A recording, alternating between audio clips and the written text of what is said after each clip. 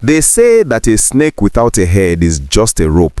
But in the case of the Biafra agitation, the question on everyone's lips as we step into January 2026 is, has the snake actually been killed or is it just sleeping? The headline you saw, Nnamdi Kanu forgotten in prison, Biafra finished without leader, is harsh, it is provocative, but it is also the stark reality staring us in the face. For the first time in over a decade, the indigenous people of Biafra, IPOB, enters a new year with its supreme leader, Nnamdi Kanu, not just detained, but sentenced to life imprisonment. And to make matters worse for the movement, the self-proclaimed Prime Minister in exile, Simon Ekpa, is sitting in a Finnish prison cell serving a 6-year sentence. The two loudest voices that have commanded the streets of the southeast for years have been effectively silenced by the gavel of the law, both at home and abroad. We are going to take a hard, unfiltered look at what this double decapitation means for the struggle and for the peace of Nigeria. We are going to revisit that earth-shattering judgment delivered by Justice James Omotosho in November 2025 that sealed Kanu's fate, and we will connect it to the stunning collapse of the Finland command center. Is the silence we are hearing in the southeast the sound of peace, or is it the quiet frustration of a people who feel their hero has been abandoned? We will also look at the frantic efforts of Kanu's legal team, led by barrister Aloy Ejimako, who are now fighting what looks like a losing battle against a government that has secured the ultimate victory. If you want to understand the true state of the Biafra agitation in 2026 and whether the movement can survive without its head, please do me a massive favor and smash that like button right now. It helps us push this analysis to more Nigerians who need to know the truth. And if you are not yet a subscriber, click that subscribe button and turn on the notification bell. You need to be here as we track the aftermath of this historic shift in our nation's history. Let's go back to the moment that changed everything. On Thursday, November 20th, 2025, the atmosphere in Abuja was tense. For years, Nnamdi Kanu had been a detainee, a suspect awaiting trial.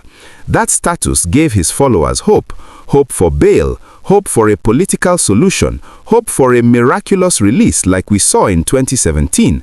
But that hope was crushed when Justice James Omotosho of the Federal High Court read out the judgment.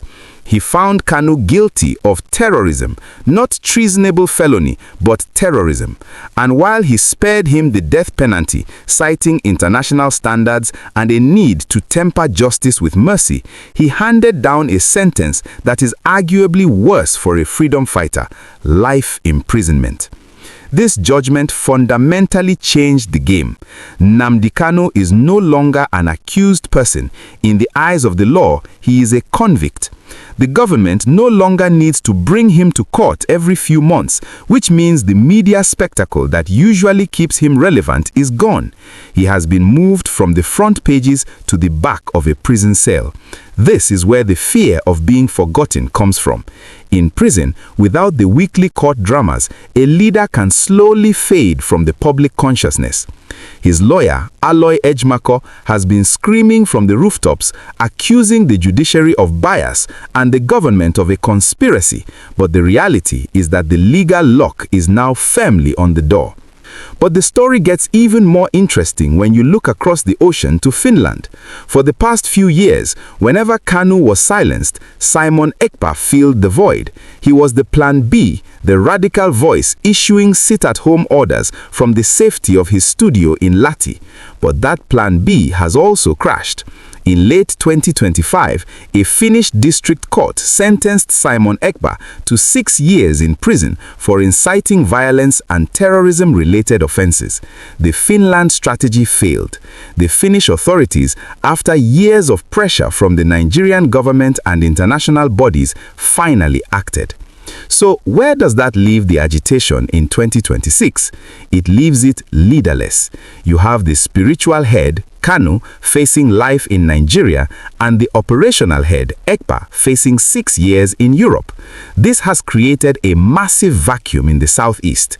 The Monday sit-at-home orders that used to paralyze the region are losing their venom because there is no one with the authority to enforce them. The command and control structure that the Nigerian military has been targeting for years has finally been broken, not just by guns, but by gavels. However, we must ask the uncomfortable question: does silencing the messenger kill the message? The grievances that gave birth to Nnamdi Kanu, marginalization, perceived injustice, and a lack of federal presence in the southeast, are they gone? Critics of the government argue that locking up Kanu doesn't fix the economy or the roads in Aba. They warn that a forgotten Kanu could become a martyr, a myth that is even more dangerous than the man himself. There is also the risk that without a central figure to issue orders, the movement could splinter into small, uncontrollable criminal gangs, which we are already seeing with the rise of opportunistic kidnapping in the region. The silence from the usually vocal IPOB media team has been telling. They have rejected the judgment, of course, calling it a black market judgment, but the fire seems to have dimmed. There are no massive protests in the streets, perhaps due to the heavy military presence of Operation Udo-Ka, or perhaps due to fatigue. The people of the southeast are tired. They have lost businesses, they have lost lives, and now they have effectively lost their leaders. Many are just trying to survive the harsh economy of 2026 rather than fight a battle that seems to have hit a brick wall. I want to ask you, the viewer, do you think the Biafra agitation is truly finished without Nnamdi Kanu and Simon Ekpa? Can a movement survive when its leaders are locked away for life and long-term sentences? Or do you think a new, perhaps even more radical leader will emerge from the shadows to fill this vacuum? Drop your thoughts in the comments below. I really want to know if you think this is the end of an era or just a pause. As we navigate through 2026, the focus will now shift to the Supreme Court, where Kanu's team will undoubtedly appeal, but appeals take years. For the foreseeable future, Nnamdi Kanu will remain behind bars, and the Southeast will have to find a way to move forward without him. The government has won the legal battle, but winning the peace is a different story entirely. We will be here to update you on every twist and turn of the appeal process and the situation in Finland. If you found this breakdown insightful and balanced, please smash that like button.